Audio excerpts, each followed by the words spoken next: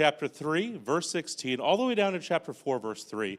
We'll go ahead and read it. We'll pray, and we'll deal with it. Let's read. The preacher is writing under the inspiration of the Holy Spirit, and he says, "Moreover, I saw under the sun that in the place of justice, even there was wickedness. And in the place of righteousness, even there was wickedness. And I said in my heart, God will judge the righteous and the wicked, for there is a time for every matter and for every work. I said in my heart with regard to the children of men, that God is testing them, that they may see that they themselves are but beasts. For what happens to the children of man and what happens to the beasts are the same. As one dies, so dies the other. They all have the same breath, and man has no advantage over the beasts, for all is vanity. All go to one place, all are from the dust, and to dust all return. Who knows whether the spirit of man goes upward and the spirit of beasts goes down into the earth? And I saw that there is nothing better that a man should rejoice in his work, for this is his lot. And who can bring him to see what will be after him?" Chapter 4, verse 1. Again, I saw all the oppressions that are done under the sun, and behold the tears of the oppressed. They had no one to comfort them. And on the side of their oppressor there was power, and there was no one to comfort them either. And I thought the dead, who are already dead, more fortunate than the living who are still alive. But better than both is he who has not yet been, and has not seen the evil deeds that are done under the sun. Let's pray, and you may be seated. Lord, we thank you for this day. We thank you so much for the gift of life you've given us and the gift of mortality that we are under. Lord, I want to pray right now today as we look at the apparent lack of justice in the world and the evil under the sun, that we look above the sun to see where we can gain those things. Lord, I realize that this is a hard text, a desperate text. I pray right now that you lift up our people. Thank you, and I love you. In your name I pray, amen. All right, you may be seated. So I want to kind of give how we're going to deal with this, and then we're going to do our introduction. And then a little bit later, we might look at that lawnmower thing that showed up preemptively, all right? So this book, Ecclesiastes, is written most likely by Solomon, by the preacher, by the Kohelet, at the end of his life, and he is exasperated, he is defeated, he is done, right? And the big thing he says two ways is, one, I went out to see what you gain from all the toil you'll have to do in the world, and the answer is you don't gain anything because you can't take it with you. That's the first thing that he says. The other thing that he says, and these two thoughts follow all the way through, he says everything is vanity. And what do you mean by that? Everything is short-lived, right? Nothing lasts forever. If you have a baseball card collection, that's not going with you, right? Even if it goes in your coffin, it's not going with you. You know, I talk about my video game collection. I should talk about it less just so it's not as redundant. Everything we have, everything we build, we're not owners of, we're stewards of. We get it, we have it for a while, and then it's gone. Whether it's your home, your family, your name, your life, okay? What he's saying here in this text is how exasperated he is about how awful everything is. There's no quarter. There's nowhere you can hide to escape wickedness and oppression. And when you look for justice and righteousness, it seems like you can't find it. So the point, he says, is it's better just not to be alive. Now, I'm not going to preach that sermon because that's depressing. And it's not just that, right? When we look at the book of Ecclesiastes through the lens of the gospel, through the lens of Jesus Christ, we see answers to these seemingly empty hallways that the preacher is running down. You know, the Lord Jesus gives us a ladder to climb out of the pit, that Ecclesiastes is. So the way we're going to handle our text today is we're going to treat it for what it is. It is very sad. It is very depressing. I think everybody would agree with all three of the points we're going to make. But through the cross, we gain our escape, and we can even find joy, not only in the next world, but in this. So we'll be including that. Now, the title of our sermon is called Dog Eat Dog World. I was talking to a kid on my bus this week, and they thought the phrase was doggy dog world, which I would love. That'd be great. Just think about hanging out at a dog park for your whole life. It wouldn't be that rough. Thank you. It'll get more positive than that, I promise. But it's dog eat dog. Now, here's what's really interesting, okay? I know. Here's what's really interesting. That phrase dog eat dog means that everything is cutthroat. You will do everything you can to get ahead in the world, even if you're a dog eating other dogs, right?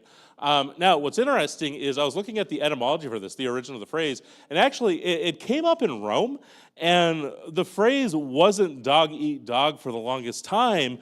What it was is a dog does not eat the flesh of a dog. There's a Latin phrase, I'm not going to bother saying it. It has the word canine in there. That's pretty cool. Hang on. Canine consumus non-canine. That's pretty cool, right? And the idea is dogs, even the beasts, the dogs, because they were considered like pigeons with 4 legs back in the day, right? We don't look at dogs like they looked at dogs. Even dogs, the lowest of the low, don't eat their own kind. And what they're saying is there's a floor to as bad as we can go in humanity. The reason it changed to dog eat dog is because when you really look at the depths of wickedness in the human heart, there's not a floor. A lot of times we like to think there is, but sadly there's not. We've seen, well, we don't need to get into it. If you've lived long enough, you could think of stories either you've done or people in your family have done or people you know have done or people in the news have done. There is no depth to how bad it is. And that's what Solomon's getting after today. Excuse me, the preacher.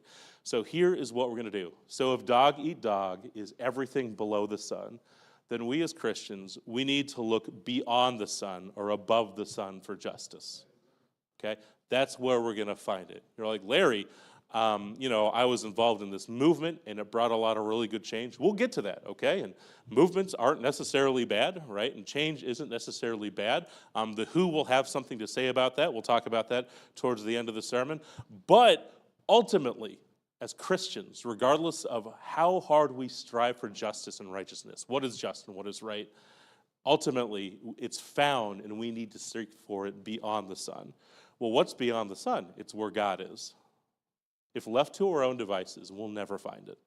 Now, we're going to see 3 things in our text. These are depressing points, but it is not a depressing sermon. Let's try that again. These are depressing points. It doesn't have to be a depressing sermon. You guys ready? Point number 1, justice and righteousness are absent. Point number 2, everything dies. Point number 3, oppression is common. Those are the points that the preacher is making. And under the sun, without Jesus Christ, all 3 of those points are true. Let's go ahead and dive in and see how we can be pulled out of this pit. Uh-oh. Okay, I need those.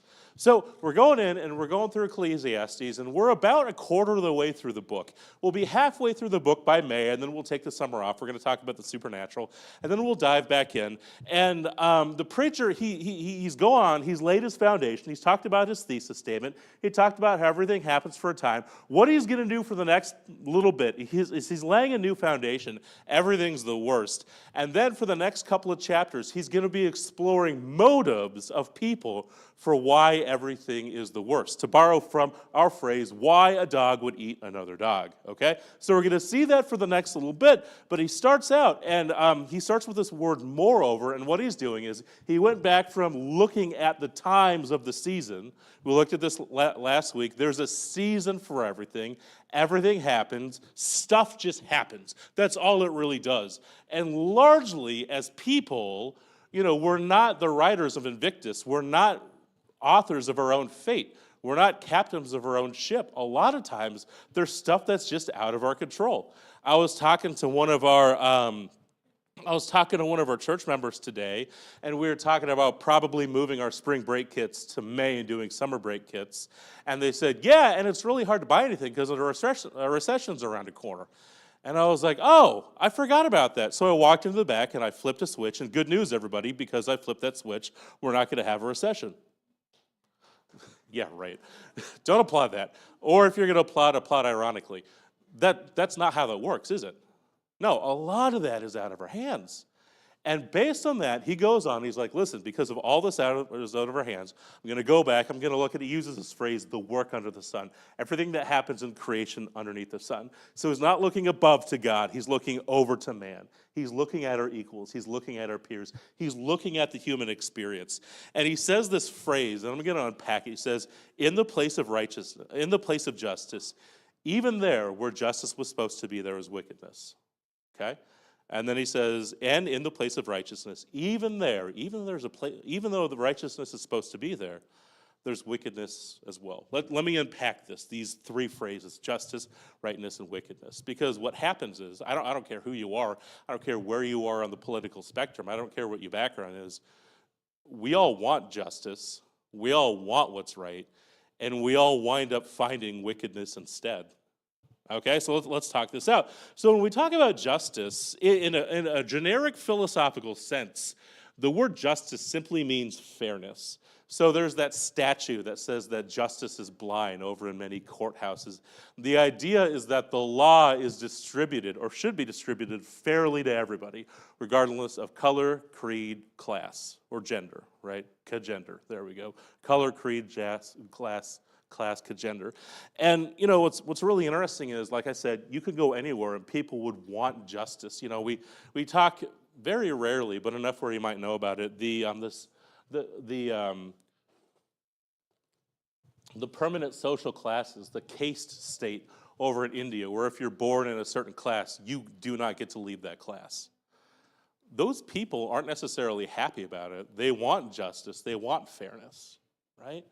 And the reason the Bible would teach that the drive for justice is ingrained in everybody's heart is because it was given to us by our Creator.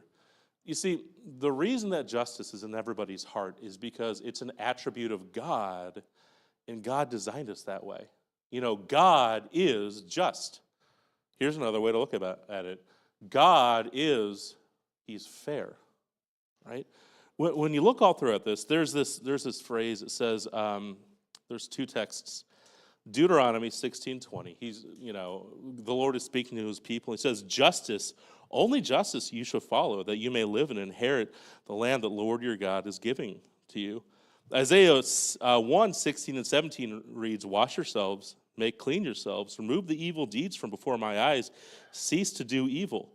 Well, what do you do instead? Learn to do good, seek justice, correct oppression, bring justice to the fatherless, and plead the widow's cause. See, what happens is the reason a lot of people push for justice is because it's in our hearts, and what God's people are supposed to do is what, according to those passages? At minimum, care about it. At maximum, try and live it out and strive for it. Justice is a good thing because it points to the good gift giver, the good thing giver, God, because God himself is fair. God himself is just.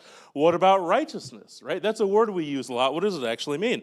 This is really cool. So righteousness, just in generic terms, is like conformity to expectations. So think of like following the rules on a board game, right?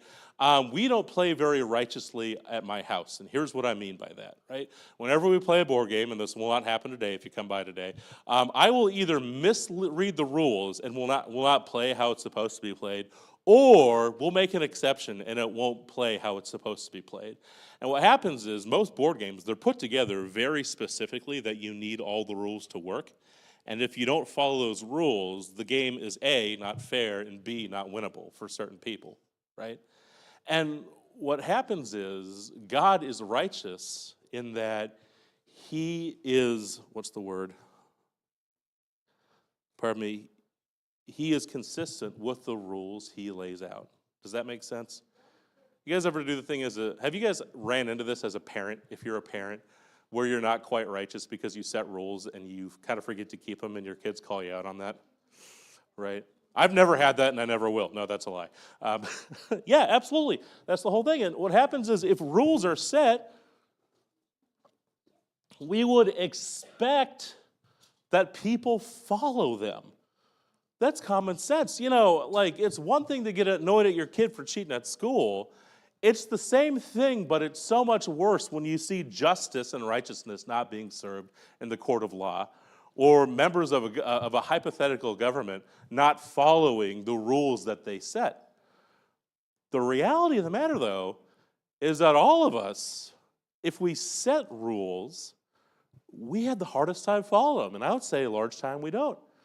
When we try and be just, when we try and be fair, a lot of times we're not. And you go back to this text, and this is the point that he's making here, and this is really important, right? He goes, moreover, I saw under the sun where justice is supposed to be, it's not there, right? Where righteousness is supposed to be, it's not there. These are godly things that God distributes. What makes you say that? You were talking about in those previous verses how we're supposed to do them. Psalm 89:14, it says, righteousness and justice are the foundation of God's throne, right? Steadfast love and faithfulness go before him. You know, over the summer, we're going to be in the book of Revelation. We're going to be talking about Jesus Christ being king, and we're going to learn a lot about how Jesus is righteous and that he abides by his rules, and he's just. He applies his rules fairly and faithfully. See, what happens is, what's so disappointing is where those places are supposed to be, they're not. Okay? I remember this. I think it was May 22nd. No, it was in 2022, excuse me. I don't have the date. It was in the spring. But there was this thing that we went through as the Southern Baptist Convention. We went through a massive uncovering of a sexual abuse cover-up. Does anybody remember that? I do vividly. I remember that because I got cussed out by a guy in our parking lot, and like, he was not wrong, right? Like, it's not good to get cussed out. It's worse to get cussed out, and you know that there's nothing you could say about your denomination. What had happened was, to our folly, like, there were predators within the convention that were being covered up, and they'd get fired from a church, and they would reach out to the convention, state and national, and say, what do we do? And they'd say, fire them, don't bring the law into it.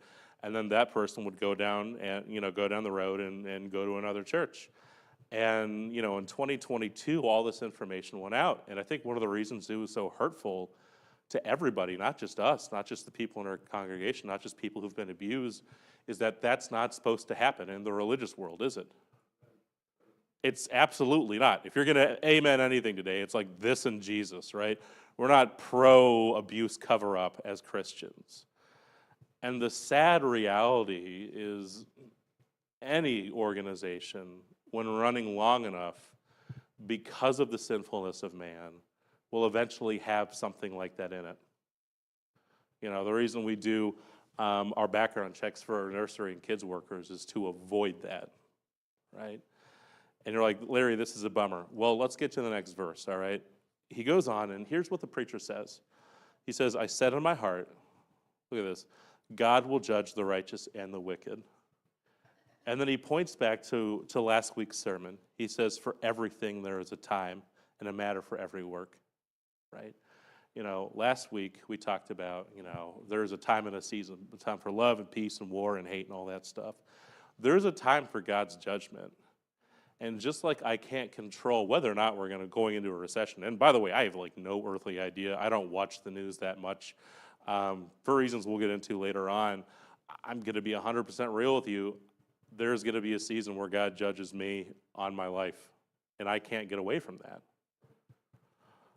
When we look at this idea of judgment, there's two verses that pop out to me a lot, right? One is Hebrews 9:27. It says, just as it is appointed for man once to die, and it is. Everybody has a beginning date and an ending date. That's the third point. So also, after that comes the judgment, right? That's thing number one, right? If we're just looking under the sun, we're not going to find justice because it's not always under the sun. Verse number 2, 2 Corinthians 5:10. We all must appear before the judgment seat of Christ, so that each one of us must receive what is due for what he has done in the body. And I love this, and it's haunting. I love it and fear it, depending on the kind of day I'm having, whether good or evil, right? The reason this is important, and the reason this is a positive thing, is because as Christians, we don't have to look only under the sun. You know, a guy I speak of a lot is Martin Luther King Jr. who says, the long moral arc of the universe bends towards justice. And his understanding of that is in the gospel, that one day God will come back and make all things right, even if he's assassinated, right? And a lot of people say, yeah, that's good, but we need to have justice here and now, and we strive for us. The problem is, and this will be a thing through the rest of the sermon, we may get justice here, but more often than not, when we seek to replace the unjust, they're just kind of filled with new unjust people, right? Let me, who here knows about the band The Who?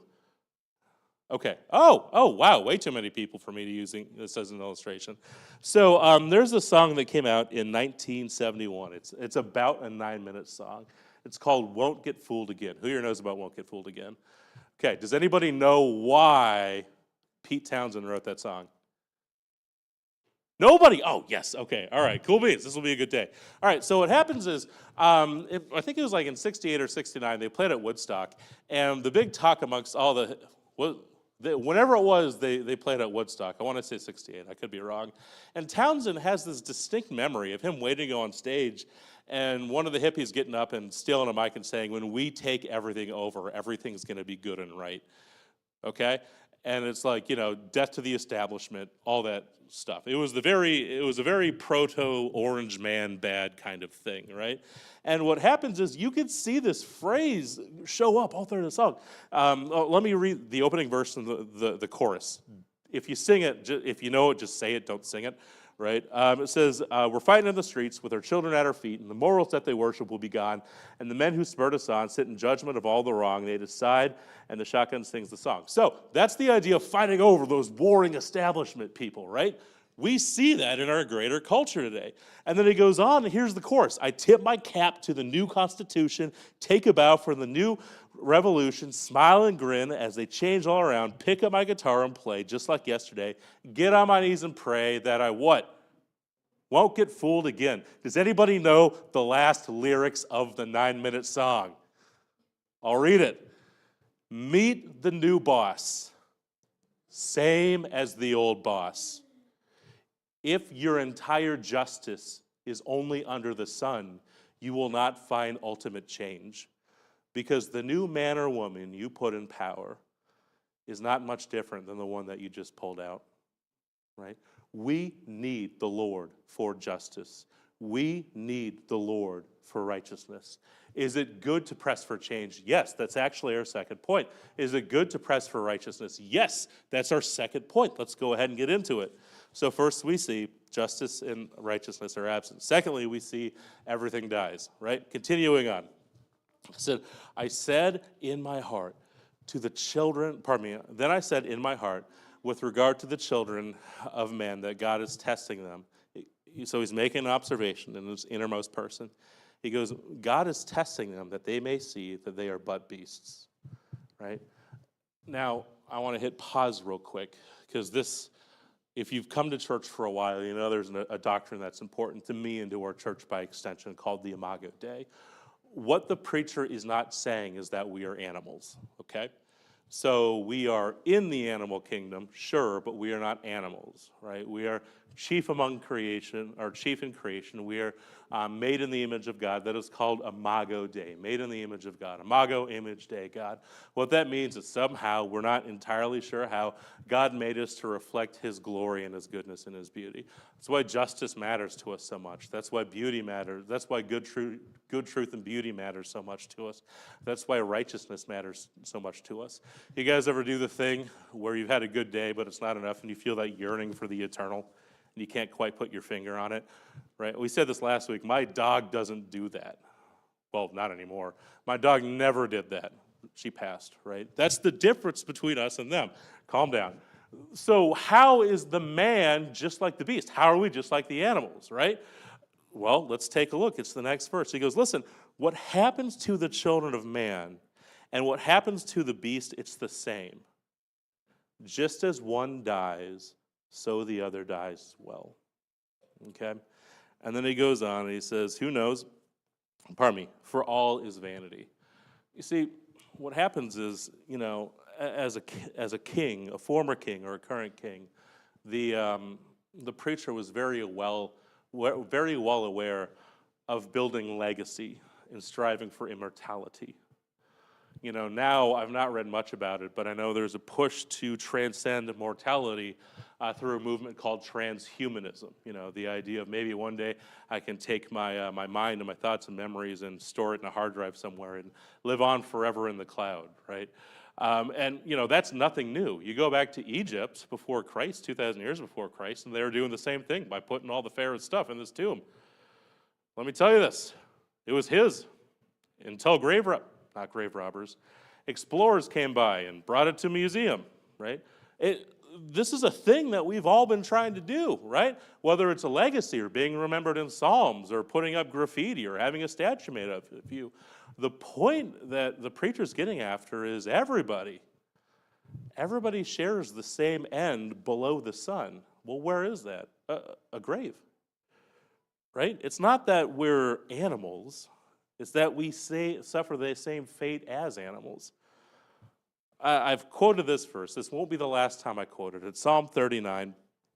He says this, for he sees that even the wise die, that the fool and the stupid alike must perish and leave their wealth to others. Their graves are their homes forever, their dwelling places for all generations. And though they are called lands by their own names, right? Man in his pomp will not remain.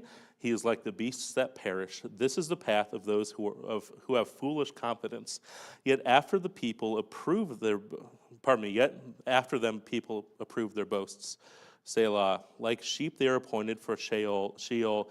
Death shall be their graveyard. The upright shall rule over them in the morning, and their form will be consumed in Sheol. There is no place for them to dwell. But God will ransom my soul from the power of Sheol, for he will receive me. Here's the full picture we see that the psalmist completes, that the preacher starts out, right?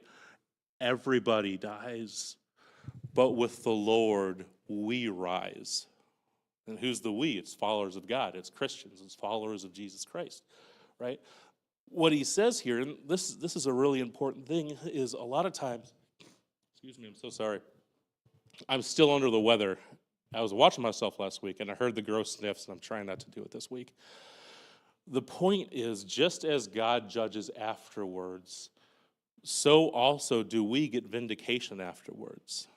We'll talk about that more on the last point, but the big thing to take away is whatever the thing of the day is will not last forever. Whatever that thing is, whether it's family drama, right, that will not last forever, right? Whether it's, I always think of the Hatfields and McCoys, sparring with another family, or rival football stuff, or war. None of that stuff lasts forever, right? All of it, and this is a positive thing, all right? All of it dies, and what remains is us and our relationship with God, okay? That's the positive thing. Whatever's happening now, we said this last week, this too shall pass. You're having a great day? Enjoy the day God's given you. This too shall pass. Are you having a miserable week? I understand that. As a believer, you got to look over the sun. Why? Because this too shall pass. And then the preacher, he gives really good just application and advice on how to live in that, right? Because right now, today, and back in the preacher's day, righteousness and justice did seem to be missing. And wickedness was there instead. You know, I forgot to say this in the first point. Wickedness, that word is the opposite of righteousness. It's like the anti-God word, right? So what do we do? In verse 22, he says, so I saw that there is nothing better than what a man should do but rejoice in his work, for this is his lot. He's been saying this over and over and over again. We rejoice in our toil. We seek joy. We seek justice. We eat good, and we drink good. You know, have good food, have good drink, do your job well, right, and seek joy in the Lord. There's this really interesting thing here because that word work, up until this point, he's been using the word toil, and there's like a big difference, right? Because toil is the negative thing that comes with work. You guys ever have a bad day and wish you just didn't have that job? Okay, that's toil. Work is what God gives us to do to glorify him. You ever been doing a thing and it's just clear that you're made for the thing that you're doing, right? It's like, it doesn't happen often, but sometimes you're like, I'm in my element, I'm in my wheelhouse, this is clearly a gift from God. That's what he's saying, okay? Um, why is that the case? Because this is really important. Without the cross, nothing and nobody will escape death. Okay? He goes here and he makes this point. Oh, wait, yeah. He makes this point, if I could find it. Yeah. I'll go to one place. They are all from dust, and from dust all return. Who knows whether the spirit of man goes upward or the spirit of beast goes down? Sorry about that. This is really important. The reason things are awful, he kind of points at this now, is because the world, it's cursed, it's broken, right? When he says we've all come out of the dust and we'll come back to the dust, the preacher is alluding to this curse that we received because of sin. So we all know, I'll recap very quickly. God created everything out of nothing. It was good. It was made to glorify God. He created humans as chief of the creation to glorify him, right? He gave us one rule: don't eat of the fruit of the knowledge of the tree of good and evil. That's a really hard thing to say quickly, right? So what did we do? We ate it with vigor and rigor, right? And then God finds us. He says, what have you done? He knew it was a rhetorical question. Eve does what Eve does. She blames it on, or Adam does what Adam does. He blames it on Eve. Eve does what Eve does. She blames it on the serpent. They're all half right, but they all partook, right? Everybody was complicit in the eating of the fruit. And God gives this curse to Adam. He says, there we go. Because you've listened to the voice of your wife. Here's the thing, though, and eaten of the tree which I've commanded you, you shall not eat it. Cursed is the ground because of you. In pain you will eat it all the days of your life. Thorn and thistles shall bring forth to you, and you shall eat of the plants of the field. By the sweat of your face you shall eat bread until you return to the ground. For out of it you were taken. You are dust, and to dust you shall return. There we go. So what happens is everybody dies because everybody's under that curse. What do we do while we wait? We enjoy the work, the pre-curse work that God gave us. Now, here's what that means, okay? Think of like circle of influence. I don't think it's you know what? Here's a really good picture. Do you have that picture of that guy mowing the lawn? All right, let's go ahead and put it up. We're having that kind of day. We'll go for it.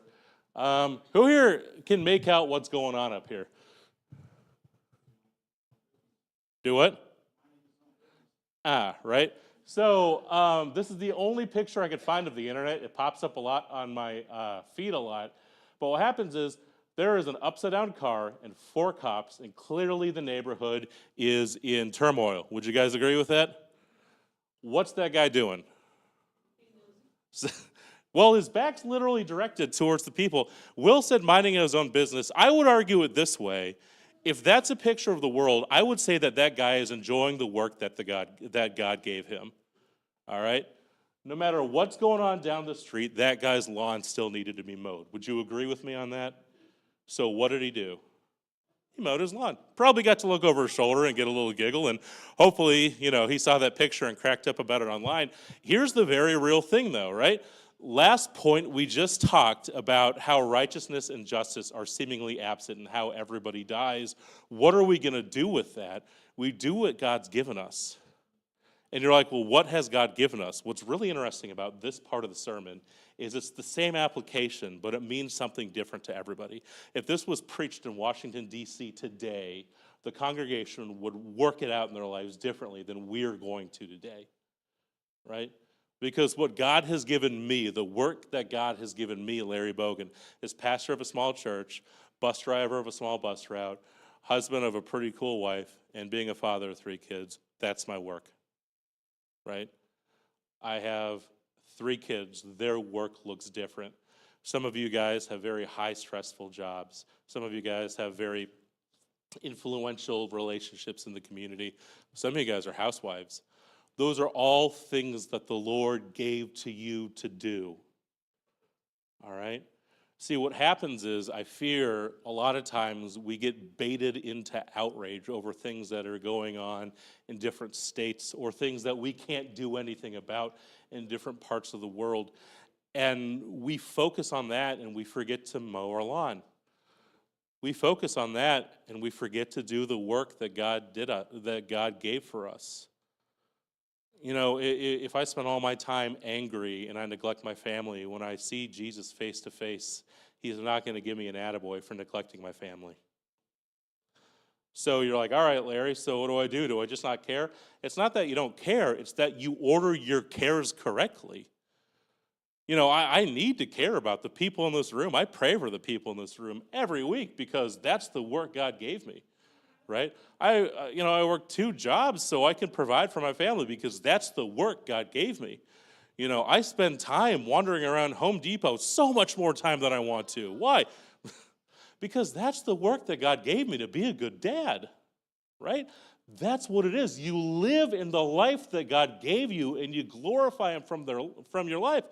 And then you say, well, Larry, what about all the stuff we can't control? Pray for it and leave it with the Lord.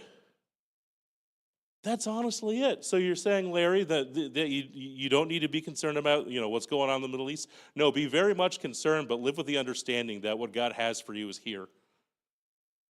And work here and pray for there. Right? That's the positive thing about everybody dying, because it's temporary and we're stewards of it. The day after my last day at the church, whenever it is, probably in 200 or 300 years or something, right? Whenever that is, the day after, I'm done and it's not mine anymore. The day after I close my eyes, they're not my kids anymore. At best, they're my brothers and sisters in Jesus if they became Christians. It's Saturday. If I see any of my kids at the mall, they're not my bus kids. I could be nice to them. I could say hi. I don't have to drive them in a bus on a Sunday, right? Man, we need to be aware of that the Lord gave us our lives to stress over, so let's stress over those. So firstly, we see justice and righteousness are absent. Secondly, we see that everything dies. Thirdly and finally, let me get to it. We see this, oppression is common. Chapter 4, verses 1 through 3. I remember when I was praying over starting the sermon series, I've wanted to do Ecclesiastes for a while because it's one of my favorite books. And these 3 verses have stopped me from preaching this book for years. Okay, good, all right. Because if that picture's still on there, then it's going to be really weird to hear these next words. What happens is these 3 verses, the preacher is just being real about the world around him. He's doubling down on everything dies. He is doubling down on justice and righteousness are nowhere to be found. Let me reread. He says, then I saw the oppressions. Let me explain oppressions before we get into it, because I feel oftentimes we get that word wrong. Sometimes I'll be talking to my intelligent kids, they'll be like, eat these vegetables, and they're like, you're oppressing me. And I'll be like, no, I'm not, right?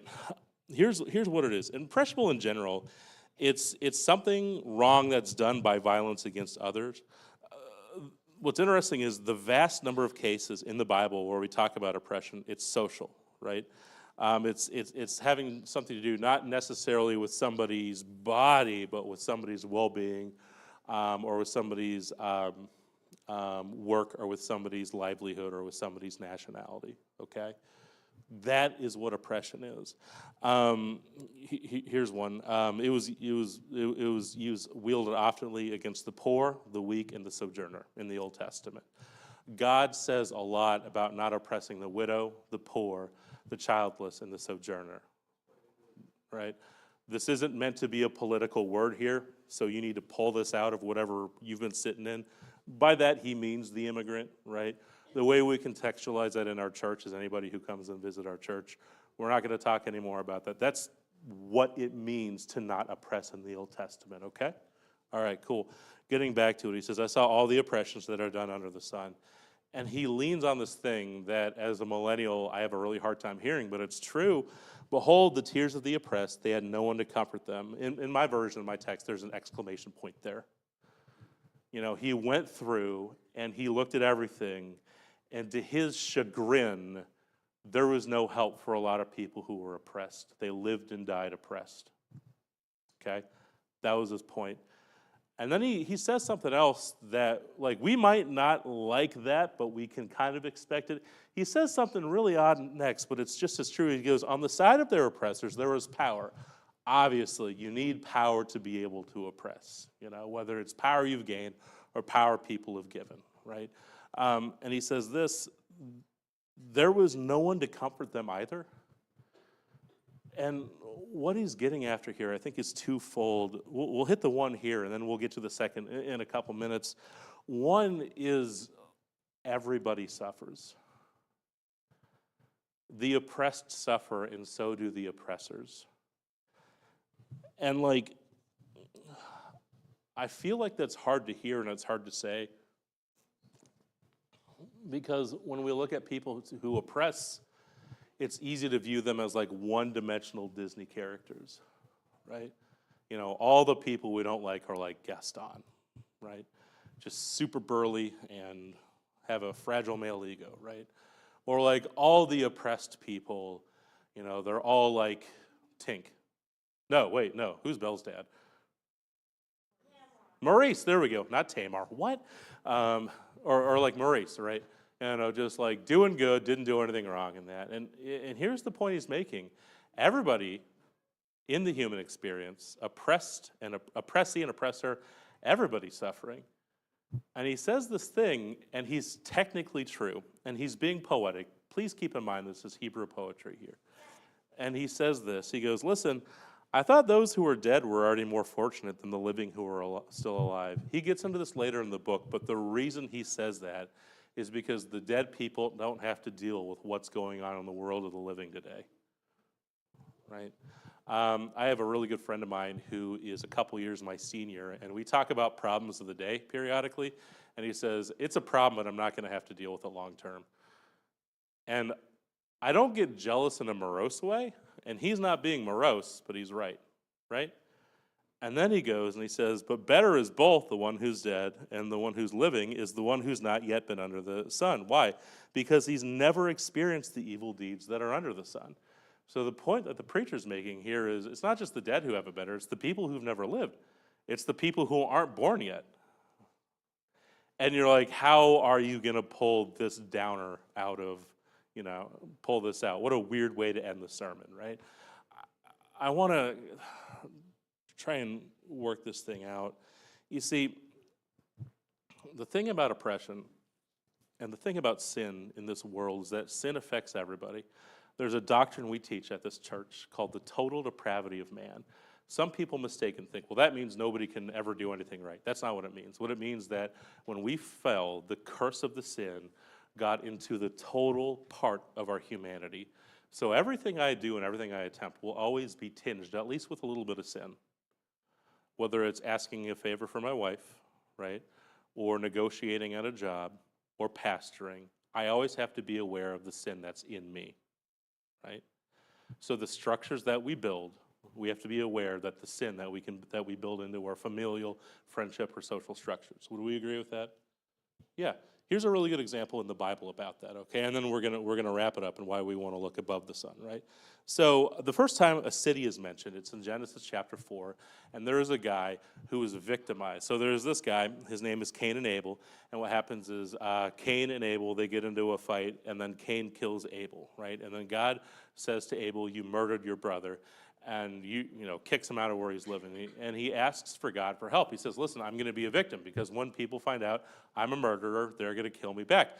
And that's not fair or just. And God, in his mercy, puts a mark on him to say, if anybody kills Cable, I will put him down. Right? So Cain has a lot of people. We're talking about Cain, not Abel, excuse me. And eventually he has the son Lamech. Okay? It's like 2 or 3 generations down. And Lamech builds a city.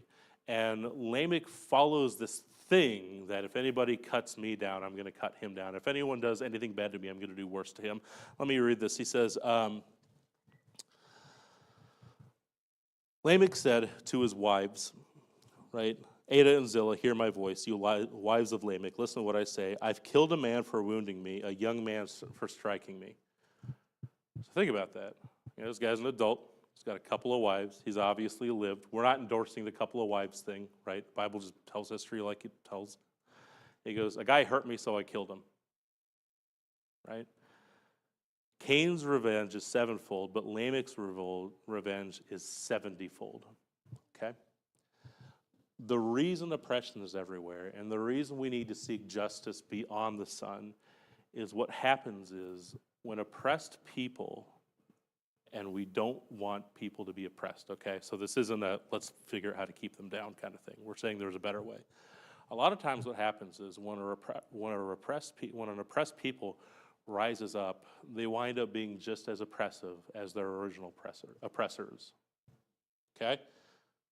So you're being oppressed, you liberate yourself, and what do? You make a fair and equitable community for everybody?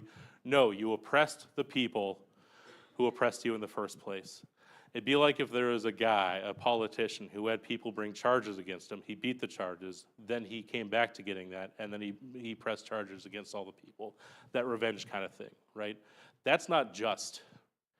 What that is people being oppressed and not having help and not having comfort, and then the oppressors themselves also not having comfort.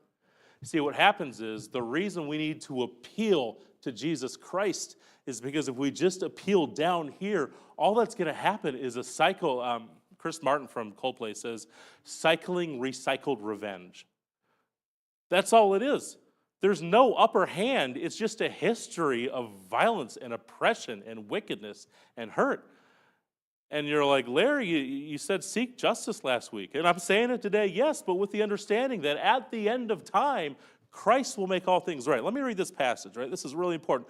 Revelation chapter 20, verses 11 through 15. This says this, "Then I saw a great white throne, and him who was seated on it. From his presence the earth and the sky fled away, and there was no place found for him. And I saw the dead, great and small, standing before the throne, and the books were open, and another book was open, which is the book of life. And the dead were judged by what was written in the books, according to what they had done." At the beginning of the sermon, we pointed towards the judgment of Jesus Christ. Here we are reading about it. All right. It says, and death and Hades gave up the dead who were in there, and they were judged, each one of them according to what they had done. What we're seeing here in Revelation is nobody escapes the justice of God. Death and Hades were thrown into the lake of fire. This is the second death, the lake of fire. Anyone's name who is not found in the book of life, he was thrown in the lake of fire as well. Okay? Going back to our main text, or the main idea of the sermon, we need to seek justice above the sun, is because when we seek it below the sun, we are not going to be able to get a justice like God gets that justice, are we? No. A lot of times we have to take it by faith that God will be just. Over in Romans 12, I think God says, "Vengeance is mine, I will repay, says the Lord." Right? When we take what's rightfully God's out of God's hands and implement it as though we were God, nothing good comes out of that. I've got like 6 illustrations written down. I'm not going to give any of them because we all have our own life illustration, right? So what do we do with this text? A couple things. The first thing, the big thing, the application, what I have highlighted, written in bold, is look over the sun, right? My generation, millennials, have coined the term dumpster fire. You know, the world's a dumpster fire. Or the other phrase that some people, a little bit more edgy, would say, we live in hell. We don't quite live in hell, although I'm sure there's some resemblances of it, right? The world does seem to be a dumpster fire. The world does seem to be like a bad place right now, right? Yeah, don't just focus on the world around you. Focus on the creator of the world. You see, what happens is, I don't know how things will shake out for my family, or if not, you know, certain things that everybody's betting on is going to come to pass, whether it's war or recession or like a great second start, whatever that means, depending on who you ask or whatever. I don't know, all right? But I know the Lord's going to shake it out. So what do we do as Christians is we look over the sun, we look to our Creator, and man, the problems we have, the worries we have, who do we take them to? Christ. Now, is it wrong to call 911 on someone who's being awful? No, that's why they're there. There's a whole chapter of the Bible that talks about the goodness of like government authority like 911. That's Romans 13, right? But ultimately, dude, that guy or that woman talks their way out of it. God's going to hold them accountable anyways, right? So first, look over the sun. Secondly, not mind your own business, but do the work that God gave you to give. You know, I can't make the world better on the other side of the world, but I can make the world better on Sheldon, this street, on Ramora Boulevard, my street, and up and down Front Street, which is where like 90% of my bus route is, right? Where can you make the world better? Where has God placed you to work to glorify Him at? And then thirdly and finally, the ultimate source of Jesus, the ultimate source of justice, the ultimate source of righteousness. And the ultimate source of grace is found where? Believe it or not, at the cross. See, what happens is when we become Christians, we are admitting to the fact that we have transgressed against the holy of God. And we are putting in our faith in Jesus Christ, who died on the cross as our substitute. On Wednesday, we learned about this fancy word in Team Kid called substitutionary atonement. The word atonement means to make right, to make one with. The word substitute means to stand in the place of. When Jesus dies on the cross, he stands in our place so we could be made right with God. So if you haven't put your faith in Jesus Christ, do so. Let's pray. Jesus, thank you so much for this day. I feel like we went long. I pray right now, God, that if we went long, that it was profitable for our people. I pray right now, God, that, when I look at the world, when I look at my school district, when I look at my family, when I look at my church, I see so many things, not that people are wrong, but like the world is wrong, and a lot of it's out of my control, and I wish I could change it, but I can't. Lord, help me, just as Larry Bogan, understand that ultimate justice, ultimate mercy, ultimate love is given over the Son, which is at the foot of your cross. I pray right now for all of us, Lord, that you help us to do well in our workplaces and our families. Help us seek to glorify you there, Lord. I pray right now for those of us who might not be Christians, Lord, that you bring us to yourself. Jesus, thank you so much, and I love you. In your name I pray, amen. All right, now here's what we're going to do. We're going to stand up, and we're going to have a